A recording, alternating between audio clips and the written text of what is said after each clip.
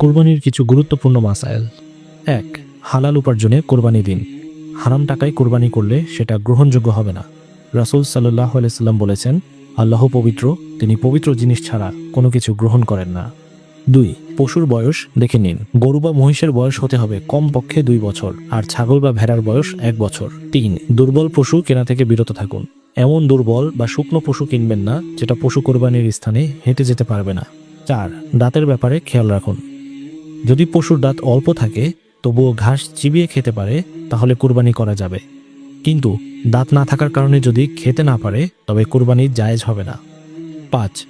শিং ভাঙা হলে কি করবেন? যে পশুর শিং গোড়া থেকে ভেঙে গিয়ে মস্তিষ্কে আঘাত লেগেছে তাতে কুরবানি করা যাবে না, তবে শিং ভাঙলেও যদি মস্তিষ্কে আঘাত না লাগে তাহলে কুরবানি করা যাবে। শিং অর্ধেক ভাঙা, ফাটা বা জন্ম থেকেই না থাকলেও অসুবিধা নেই। 6. কান বা লেজ কাটা পশু নয়। যে পশুর কান বা লেজ অর্ধেক বা তার বেশি কাটা তা কুরবানি করা জায়েজ নয়। অর্ধেকের কম কাটা হলেও কুরবানি করা যাবে, আর জন্মগতভাবে ছোট হলেও সমস্যা নেই। 7. গোশত দিয়ে পারিশ্রমিক নয়।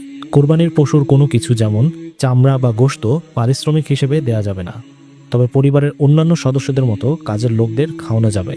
8. শরিকি কোরবানিতে সঠিক ভাগ দিন। সবার ভাগ সমান হতে হবে, কারো ভাগ কম বেশি হলে কারো কোরবানি শুদ্ধ হবে না। অনুমান করে ভাগ দেওয়াও সঠিক নয়, মাথা বা পায়ের ক্ষেত্রেও না, তবে কেউ ইচ্ছায় নিজের ভাগ অন্যকে দিয়ে দিলে সমস্যা নেই। আল্লাহ আমাদেরকে মাসাইলের উপর আমল করার তৌফিক দান করুক। আমিন।